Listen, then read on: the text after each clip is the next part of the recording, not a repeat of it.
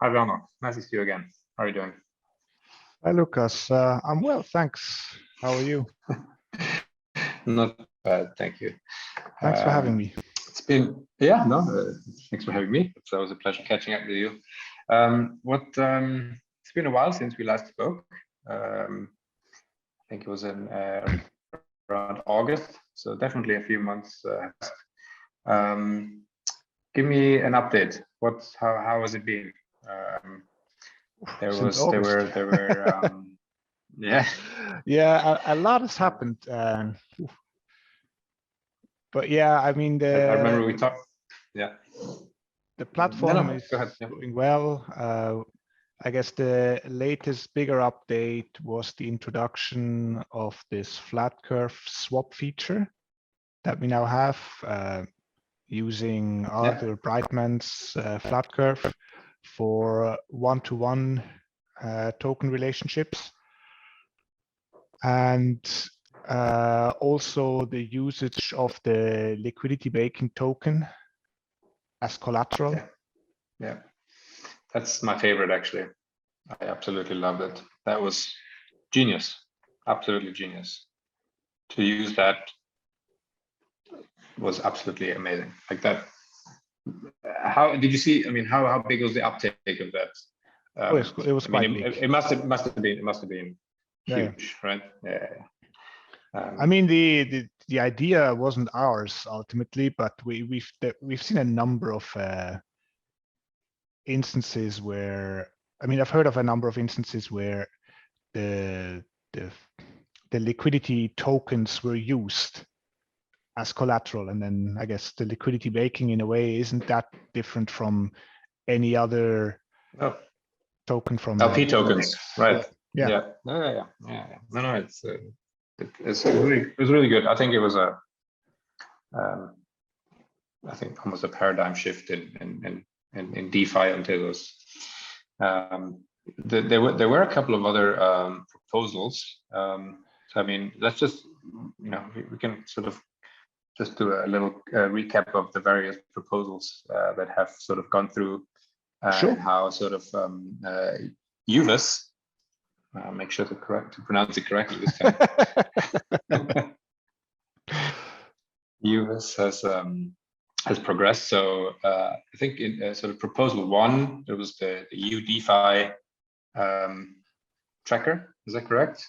Correct. Yes. How's that one? uDeFi so far hasn't caught that much traction, and I guess it may have been partially because of the decision we took at the time to only allow US dollar as collateral. Mm-hmm. The reason was at the time to give US dollars a bit more use cases. And I mean, that reason still holds, but we realized that apparently not a lot of people are happy to mint and effectively short DeFi tokens versus holding long dollars. Right. So that's actually something that with the upcoming proposal, we hope that the community will accept it in the YIP number 5, where we will allow additional collaterals for all the existing tokens. And so we hope that people will be much more comfortable, say, using test collateral to mint and short the uDeFi. I saw we're jumping ahead in the proposals, but I saw that there's also the gold one. I mean, the gold one was sort of introduced quite early, right? In the proposal 2. Yeah. The gold one was pushed back a few times, just for prioritization reasons, right? But it's still sort of planned. Yeah. I mean, it's live on the testnet.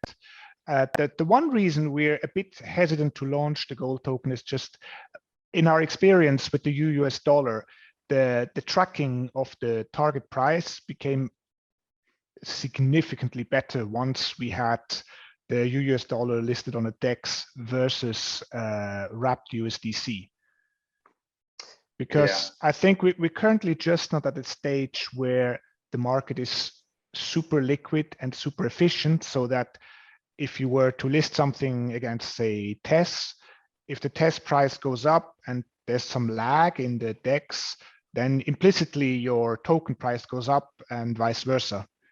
Yeah. So yeah, the whole liquidity thing is quite an issue, I think. I remember back in the days, and this improved significantly recently, but back in the day, sort of trying to exchange, not big sums, but like, smallish sums, even for, it was already quite a slippage. Yeah. That. No, I think that was an liquidity issue, will be one right? of the key features that DeFi must solve.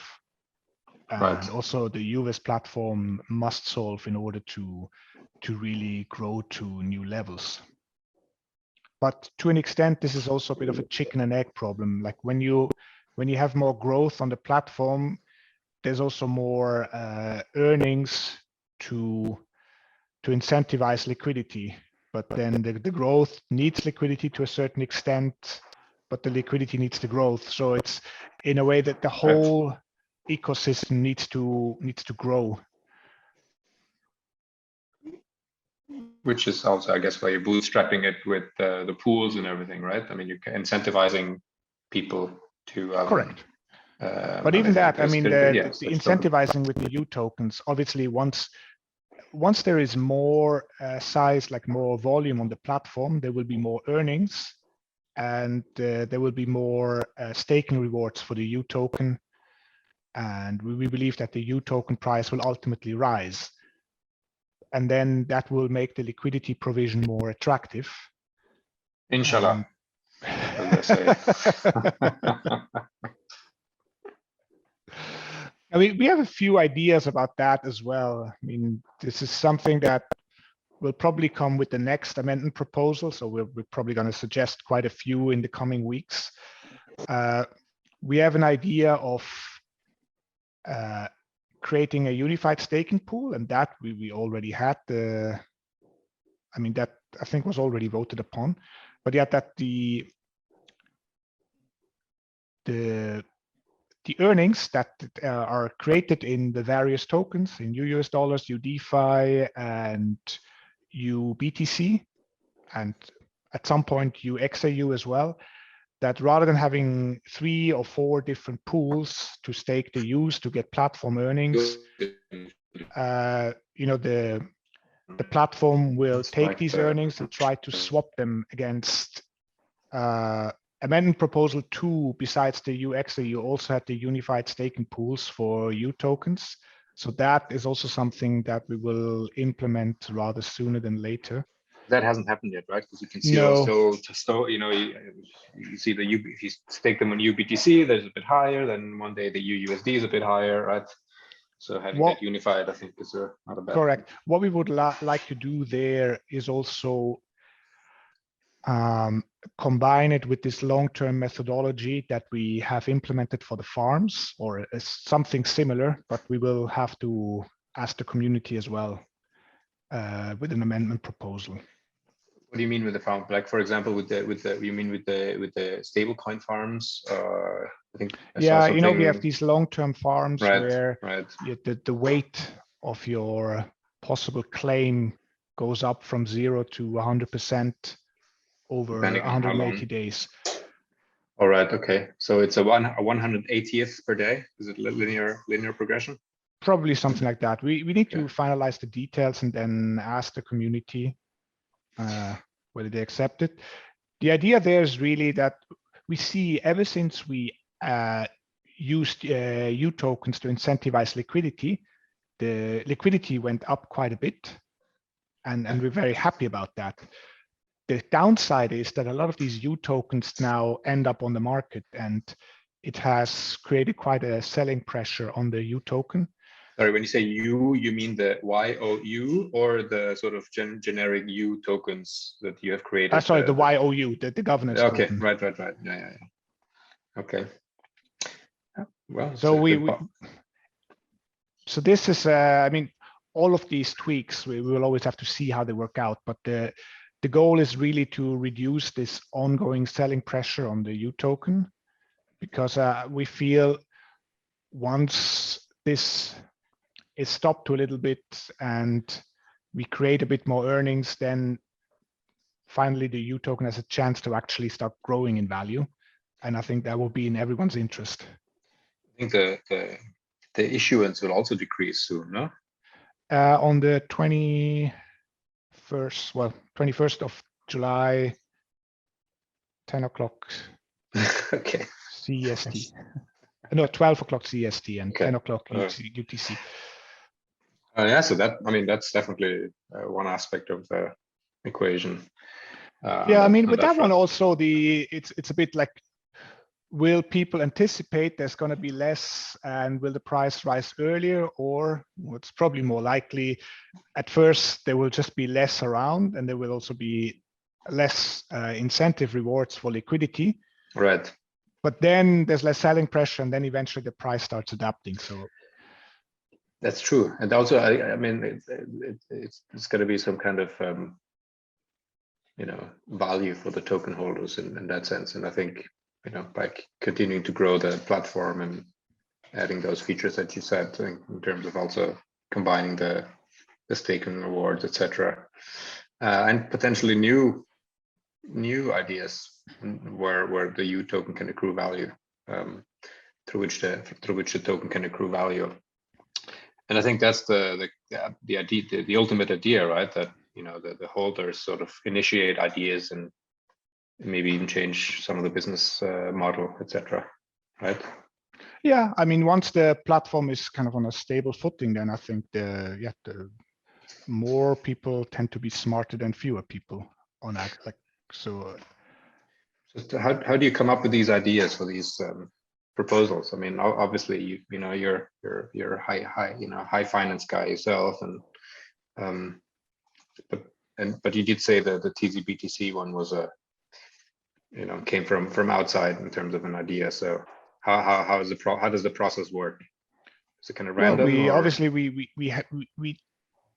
there's always a number of issues that we have on the platform where we try to find a solution somehow, and then typically one of us sits down for a few hours and tries to come up with the first idea, and then shares it with the others, and then we think a little more, and then eventually this thing matures a little bit. But yeah, so there have been there have been no official sort of proposals yet coming from like the U holders per se. We have had requests. I mean, one thing that we're also going to do probably in the next one or the one after that is for the saving to have like for the 6-week lockup period that you get out for a fee. Right. Okay. So we're definitely going to do that. I mean, we're going to propose it to the community, and with hindsight, maybe that wasn't the ideal way we went about it, but also with all of these things, it's whenever something is very attractive, it tends to make all its alternatives less attractive. And a platform like youves needs to have a certain kind of balance. And so we carefully try to find mechanisms so that the platform doesn't go totally out of balance. Okay. And like, for instance, the saving, if the saving is just perfect, it's more or less risk-free, and you get a high yield and everything is dandy, why would you do anything else? But that also implies then, why would you provide liquidity? You can just do saving. So the key is to find this kind of balance so that the risk reward for all these activities is somewhat in balance, and it's not creating an impediment to the growth of the platform. Yeah, fair enough. I guess it's a constant sort of tweaking. Yeah. I mean, we also we're in discussions with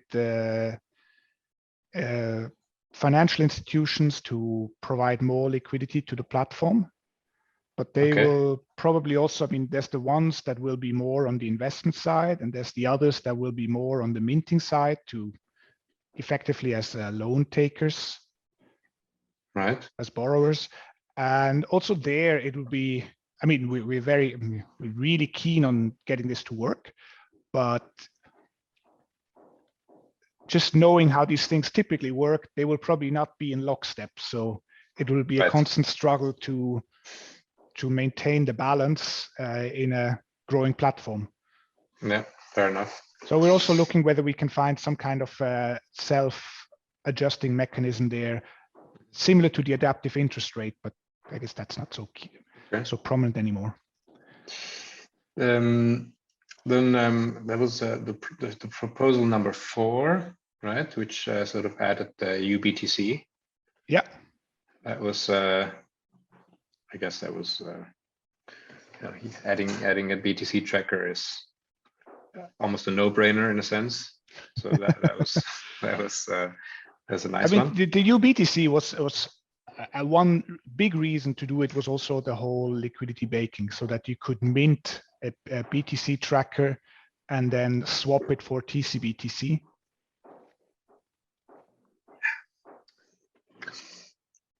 Right. So you would deposit your collateral, mint UBTC, switch it over to TCBTC, and then create, add liquidity on the market maker. Correct. Is that? Yeah, that makes sense. There's also the DEX in that proposal. Mm-hmm.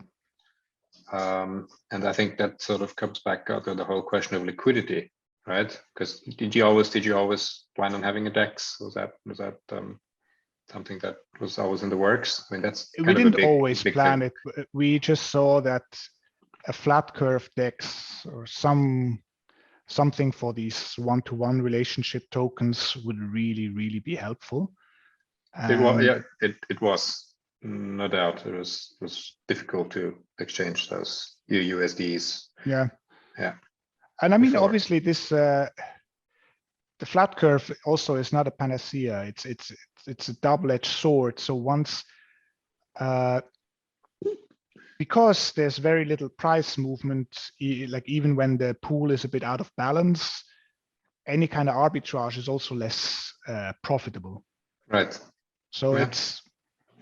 it is what it is. But right. We think that overall the advantages were outweighing the disadvantages, and we're still very happy with where we got. But who knows? Maybe we'll find a better solution some point in the future. Okay. Anyway, it's great to have the DEX. I think we don't have to go to other places we can basically do a sort of almost a one-stop solution on the platform. Yeah, I mean, on the other hand, of course, we also need to see like how many aspects of the DeFi ecosystem we actually want to tackle, because they all require manpower. They essentially technical debt as well. And yeah, we don't want to do everything. We just felt at the time that this made sense, and so we did it. Talking about manpower, how did the team change since we last spoke? I think in the last half year. No, it's still fairly similar. Are you still okay? It's good. Means you're very efficient. We just work a lot. Okay, so those 4 proposals are the ones that sort of went through. Now we're talking about there's 2 new ones, right? Mm-hmm. Can you introduce them? Sure. So the YIP 005, that's about new collaterals for UUSD, UDeFi, UBTC, and UXAU. And really, we try to incorporate most of these tokens that we currently interact with, plus even a new one, wherever it made sense. So there's no UUSD or wrapped USDC collateral for the UUSD, because we just think it doesn't really make sense. I mean, it might bring us volume, but I find it's a tricky one to mint dollars with dollars, essentially. I mean, it's invitation for disaster if something goes wrong. Yeah. Yeah, and it's just like, I think you should always see what's the use case and not just look for growth's sake. Correct. I mean, yes. if we ever identify a use case that makes sense, then okay, maybe we can do it, but not just willy-nilly. Similar for uBTC, so the TCBTC and the wrapped BTC are not allowed, but otherwise we allow pretty much all the combinations. And we also introducing this LUC or LUF or whatever, I'm not sure how you pronounce it, this new centralized stable token euro as collateral. Euro tokens, my favorite topic. But there's also a EUR, right? Yeah, exactly. So that's the B part of the amendment proposal 5 is this EUR, so the US euro token. And I guess it's pretty straightforward how it's going to work. We'll also allow all these collaterals that make sense in a similar fashion as these the extension of the applicable collaterals. But the caveat is also we want to make sure when we launch it that we do have sufficient liquidity in a centralized euro tracker token. Yeah. So that the EURL would be perfect. As a sort of a farm like you have right now with then we could have it on the pairs. flat curve DEX and have the farm, and liquidity would be there, and we would not constantly have tracking issues. It would be really cool to be able to buy this outright somehow. But yeah, that was one of my sort of main things that I always look forward to, having a euro stablecoin. Yeah, I know. Because asked for this repeatedly. Yes, I mean, let's say companies in the eurozone, they have lots of liquidity, they don't know what to do with it. Why not? Leave it in the bank account. It's basically losing money. So why not use it in a DeFi application? So it makes perfect sense. So looking very forward to that. The EUR is definitely, the euro is definitely something I'm very curious about. I mean, on the one hand, euro is really a major currency. A lot is happening there, but on the other hand, no major DeFi stuff uses it.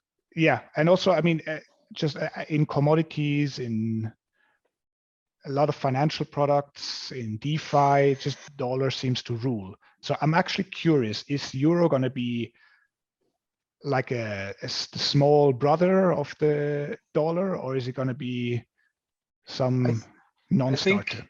I think the potential is in allowing businesses or people to who perhaps don't really want to get into the whole DeFi, various volatile tokens, etc., but who basically want an alternative to their savings and current account. And I think that's exactly what it what it can give to them. If people want to start getting involved in all kinds of leverage and underlying sort of BTC and whatever fluctuation tokens, then I guess it doesn't really matter if you use euro or dollar as a counter sort of stable coin, because at that point you already accept the underlying fluctuations that are possible in crypto in general. But if you're only looking for, let's say, decent sort of return on your savings, then I think it has a perfect use case. I think it just needs to be communicated to people, and they need help onboarding, because if people knew that they can put their euros on youves, you would have billions of liquidity. I think it's just onboarding the company next door who has, I don't know, maybe 200,000 euros in their bank account, But these are the people that so far don't really have an idea of crypto in general. So I guess Yeah. that's where the whole sort of Web3 challenge is, in a sense, onboarding the sort of people that so far have sort of resisted, in a decent way. So yeah, looking forward. When is that likely to be implemented? Oh, the collateral's fairly soon after the hopefully acceptance of proposal 5. The 3 days, euro, right? huh? In 3 days, right? I think it ends the voting on the 21st. Yes, and then we will slowly roll them out. The euro, as mentioned, the moment we feel that there's enough liquidity in the EURL or a competitor product, we will launch that as well. But we don't want to launch it and worry about the tracking for weeks on end. Yeah, that makes sense. Yeah. Let the then other guys. I remember it absorbs so much manpower, because then it's like, okay, what shall we do? And people complain, and it just undermines the whole platform a bit. Yeah. And then we have the next proposal. That's an interesting one. Yes, we're going a bit more experimental, or a bit more off the beaten path. So the proposal 6 is about a new Swiss franc tracker token, the CCHF, with the checker methodology that Arthur Brightman developed. Yeah. Similar to the CTES for TES, this is the CCHF for CHF. Okay. And why did you come up with that?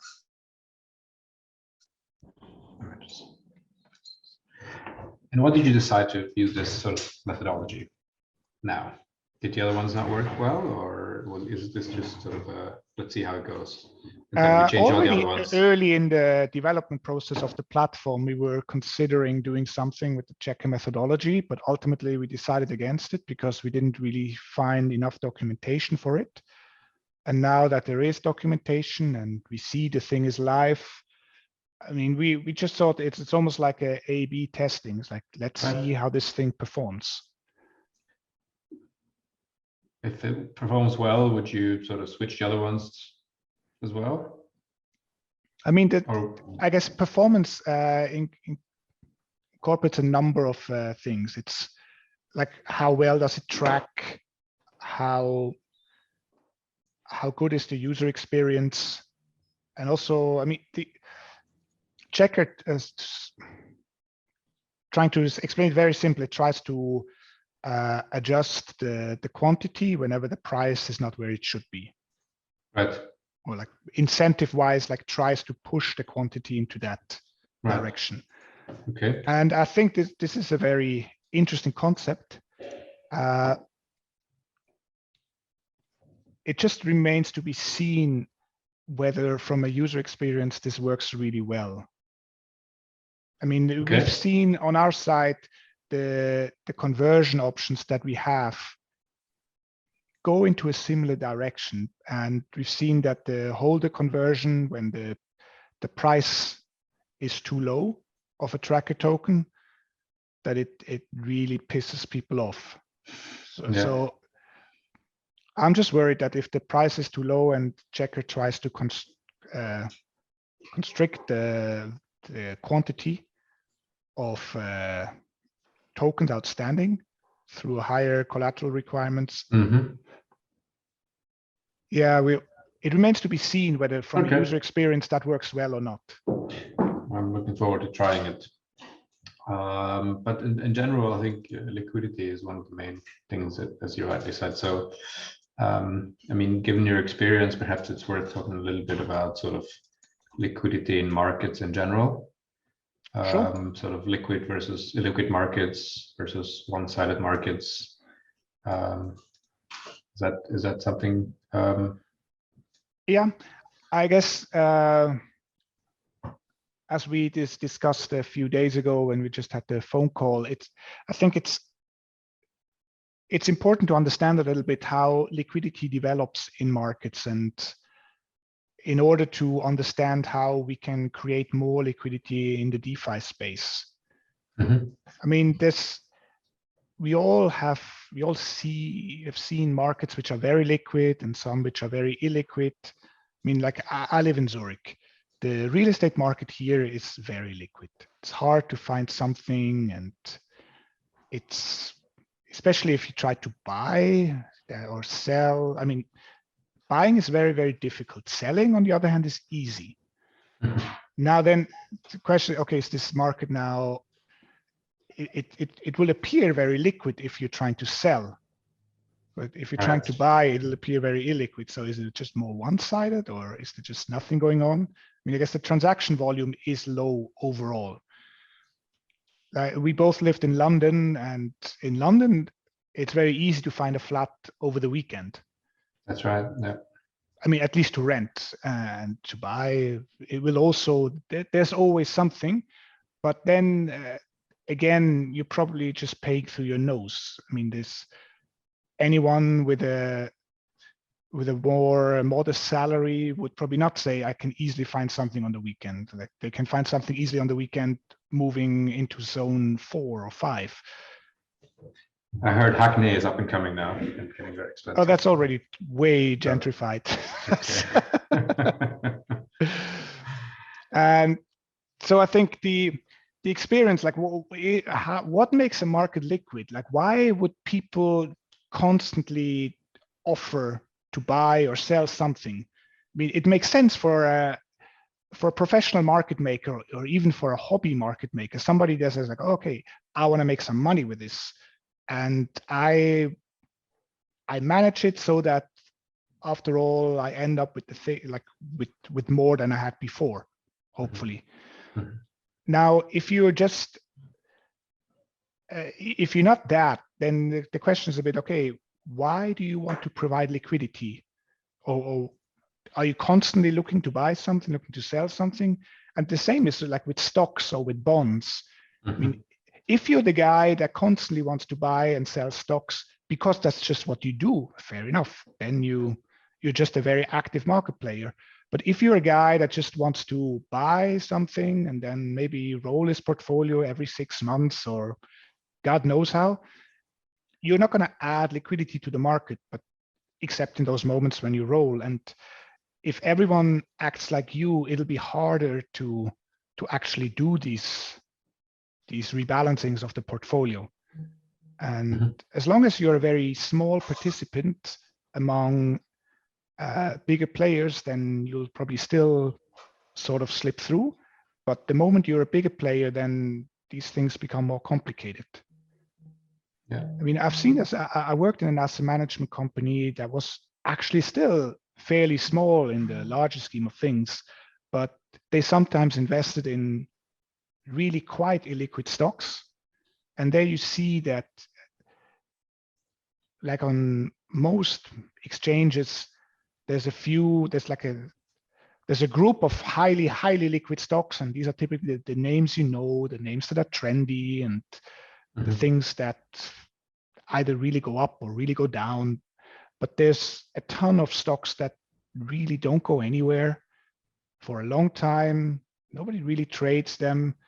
So even a relatively small fund with, say, 100, 200 million US dollar asset under management, if that fund wants to make a reasonable allocation of, say, 2-3%, you already have a position that you will have to build up over weeks.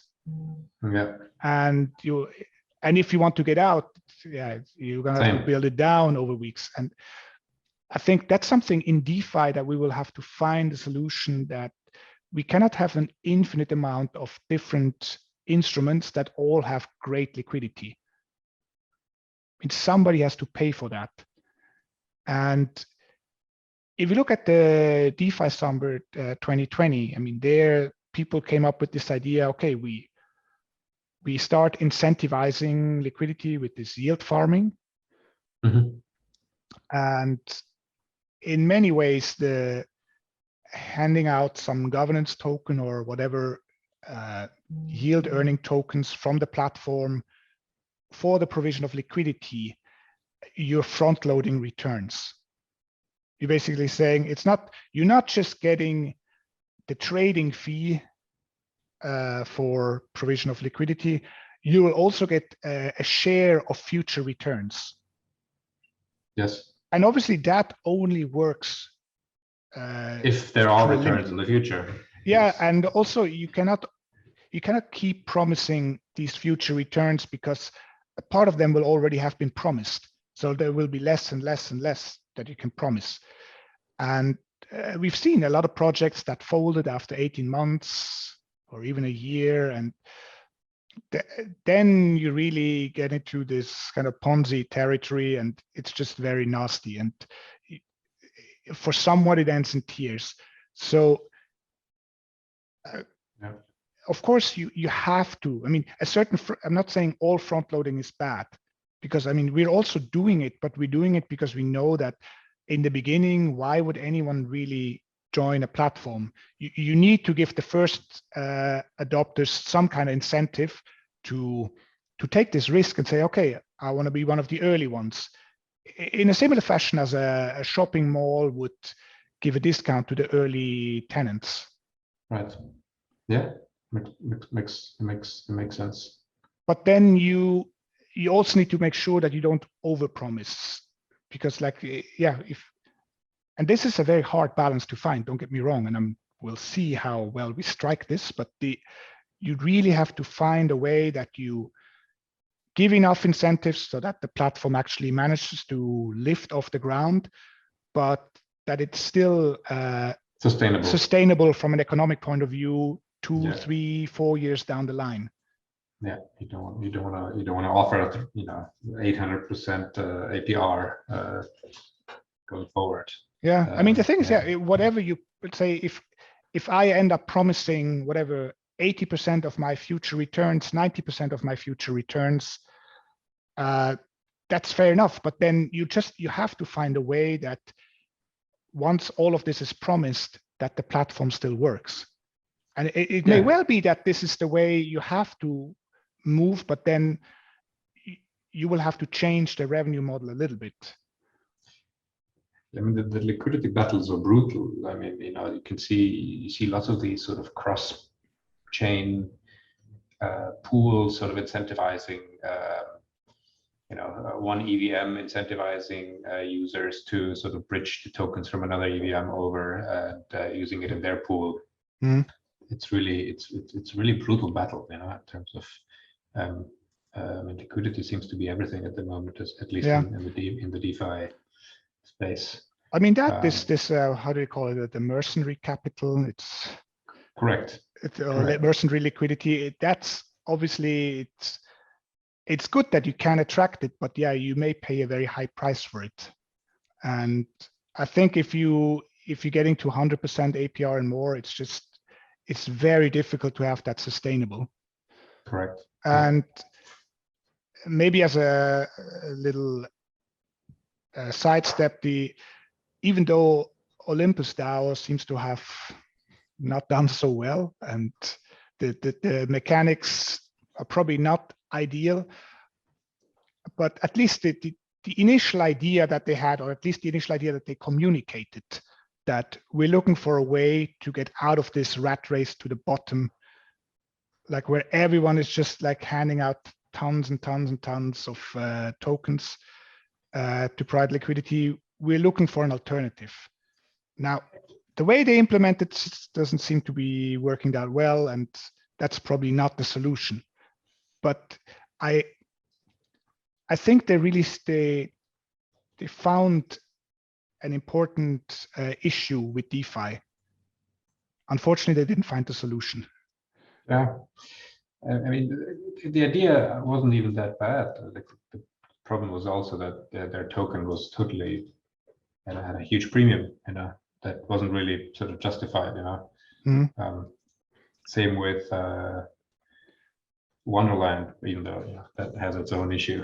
But yeah, let's see. I mean, in going back to youves, you have obviously chosen Tezos as your underlying chain. Have you, how's that sort of gone for you? I mean, it's obviously, it was a challenge in the first place, because there's no EVM, so obviously it has to be bootstrapped almost natively. How did that? How did you feel that was? And when you compare it to, let's say, Ethereum or Solana. I'd say for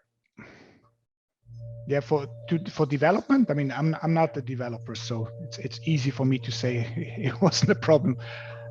I would say our development team, I mean, they were comfortable with Tezos, and it was a decision we took together to build this on Tezos. We took ideas from other platforms, but ultimately a lot of it is stuff that we developed ourselves with just our sense of how such a thing should work. I'd say the biggest disadvantage I see currently with Tezos is just that the retail DeFi volume is not where we would hope it could be. I mean, if you compare to like Ethereum or Solana or other chains, there's a lot more liquidity around, and at least the successful projects, they have significantly bigger volumes. Yeah, I mean, I can't really think of much of, there have been some attempts, some rather known ones that sort of started it, but then didn't really have an end game, and that sort of came back to bite them. But it's still an early time, but there is definitely, I think, a need for innovation and not simply sort of copy paste solutions. I mean, we're looking to build bridges to other chains so that people can interact with their respective wallet with the platform, and then let's see how much liquidity this brings, but we're quite hopeful. Okay. Have you looked at the Uniswap V3 as a sort of was that a kind of an innovation that you found interesting? Yeah, at the Uniswap version 3, I think it's generally a very interesting concept. I must say it took me a while to get my head around it, and I still need to summarize it for myself to make sure I really understood it fully. But this idea of having targeted liquidity, almost like in a leverage position, I think is actually very powerful. And if enough people do this in a smart fashion, then you could also have less capital supporting more liquidity in a range that makes sense. Obviously, the problem is the moment you step out of these deep pockets of liquidity, what happens? And that's something we still need to analyze a little bit with some scenarios. But it's definitely something we're keen on understanding properly and maybe incorporating as well. It does require another level of sophistication of the liquidity provider, though. Yes. And I think that's also a key challenge. It's either sort of professionalize. Liquidity providers almost have to professionalize in that sense. Where they sort of take a market position instead of just, okay, here you go, take my liquidity. So I think that's one of the main challenges, to be honest, because forming that kind of view is,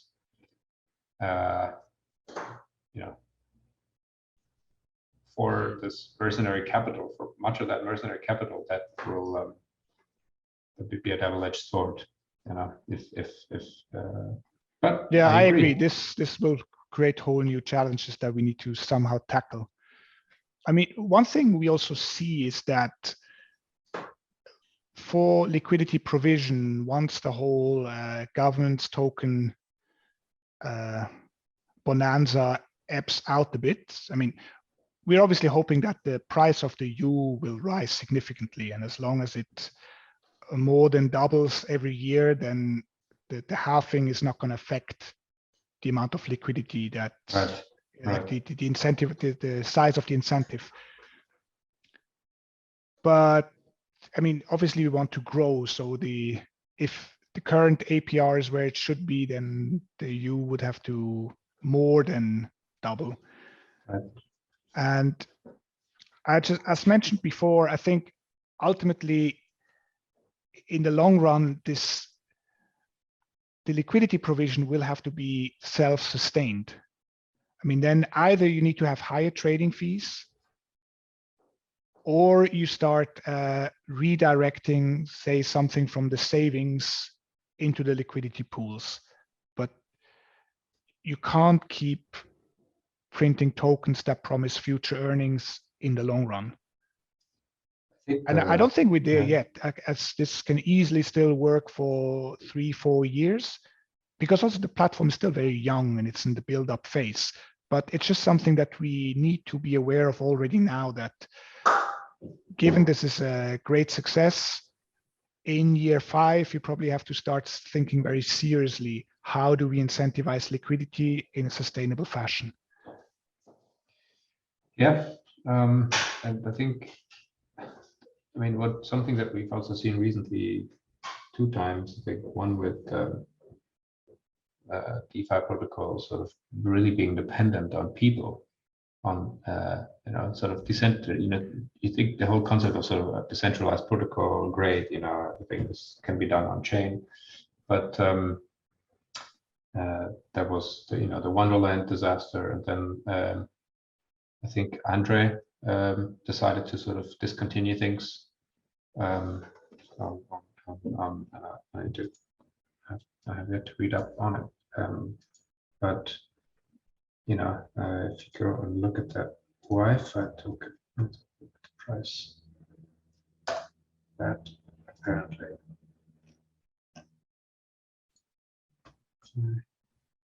yeah, so the worm year in finance, that, no, I'm not sure if that's actually what happened, but anyway, it's just the question of sort of these single builders sort of being behind like these massive protocols, anything happens to them and boom, Yeah. I mean, is there what's the sort of youves strategy to avoid that in the medium to long run? Yeah, obviously we want to grow the team, and like the ubinetic team, and apart from that, we're also looking to eventually have more community members developing on this, on the youves platform. And I think this is where it needs to go. But I think it's also like, especially in early days, it's just not that easy to achieve. In the early days, you will always have a bit of a key person risk. And also if you look at famous open source projects, before they get massive funding and like big companies start offering their coders as workforce, oftentimes there are really a handful of key people who drive this thing forward. And those that are too decentralized too early on tend to go nowhere. That's right. That's absolutely true. Because I remember like years ago, I saw this essay about this topic, and they talked about Apache and other projects. And then they really said, look, a lot of these, at least very early on, there was one guy or a number of guys, and then just they are the guys who really push this thing forward. And then once it started to be a success, more people started to come in. But the very, very early on decentralized projects just had a much harder time to get this product market fit. And also a lot of sort of projects that I'm personally also seeing in terms of sort of startups and stuff, and a lot of them are sort of outsourcing. It's like almost they want to outsource their USP development to the DAO instead of sort of having a clear vision of what's going to drive the project success. And I think that's a bit cheeky. Yeah. At the same time, then you have the other sort of extreme with places like Solana and other projects where you do have these sort of strong leaders, that obviously tend to achieve things a lot faster than, let's say places like Tezos, which then again, which of those is going to be the successful one in the long run? I think you and I both have a view on that, and I think it's quite similar. But let's see if we're right. Yeah, I mean, for us, there's a number of things there. First of all, it's not every setup will do equally well in every scenario, because you can easily imagine scenarios where a very, very centralized setup will perform better, but you don't really know what the future will be like. So you need to have a setup that has a decent chance of performing well under possible scenarios. And also, ideally, it shouldn't be there shouldn't be too many cases where the setup totally fails. So it's really, of course, you need to find some kind of balance there, and where you struck it depends a bit on how you see the future and how you see the ability of dealing with more or less community involvement. But ultimately it comes down to which risks are you willing to take and which risks are you less willing to take. Talking about risks and sort of outlook, what's your personal outlook on crypto and where we are in the market right now? Obviously, lots of geopolitical things at the moment. Stock to flow is being challenged. Is there where do you think we are at the moment? Yeah, I mean, obviously, I don't know much about how the war is going to progress in the Ukraine, and I hope, obviously, it's not going to last for much longer, but who knows? These things often start as something that seems to be short-dated and then can drag on for much longer. So, I mean, fingers crossed. Indeed. I guess it'll create quite a few ripple effects in the rest of the markets, because like with supply chains that have already been shaken through quite a bit through COVID. Now, if people seriously think about not importing Russian gas to Europe, now you have all these states that actually quite dependent on it, and gas compared to oil is actually quite difficult to reroute. Yeah. So I don't know whether Europe's now going to use nuclear again, or I don't know, but I think it may well be that the markets stay a bit more risk off for quite a while. And it seems like crypto really has become a more traditional investment risk on category or type investment. So say when stocks go up, crypto goes up, and when stocks go down, crypto goes down. Yeah. Whether that's what was intended or not, I think that's just where we are at the moment. I mean, I remember, like, you and I were both in commodities at some point, and the commodity used to be praised as the big diversificator for portfolios. But essentially, because more and more investment money was pouring into commodities, then it just became a risk-on asset. And in the crisis, it was just risk off and commodities went down. Yeah. And I think that's what's happening with crypto as well. Yeah, interesting. Other than that, I think we're still very early days in the whole crypto space, and there's probably still more level 1 chains coming. Not that I'm an expert on that field, but it just feels like we're so early. There's probably still more coming. Whether they're going to be successful or not, who knows? But I still remember the .com boom, when there were just hundreds and hundreds and hundreds of companies coming up, and they all had some fringe idea that they wanted to turn into a massive business. Mm-hmm. And even back then, people then talk like, but 100 years ago, cars, there were 100 car companies in the US and so on. Like this history seems to be repeating itself. And so I guess we're in this this explosion of the Cambrian explosion of Right. creativity, and I guess also there's some really cool stuff and also some really shady shit. Yeah, no But doubt. that's just, I think that's part of a really creative explosion in a new field. And I mean, yeah, stay away from all the shady stuff, but I think it's just part of how these things work. And when this all slows down a bit, I think there's going to be a concentration. I mean, some projects are going to be merging with others, are going to be bought by others, and some will just fold. Mm-hmm. And probably similar with the chains. I mean, there will be a handful of clear winners and some that will kind of soldier on and some that will just not do so well. Yeah, agreed. Which is why I think sort of building on Tezos is a very wise move in the long run. We've just seen the acceptance of the new upgrade. That's, I mean, quite unheard of before, these kind of changes. So at least in that field, it's a good place to be, and on a future-proof kind of technology.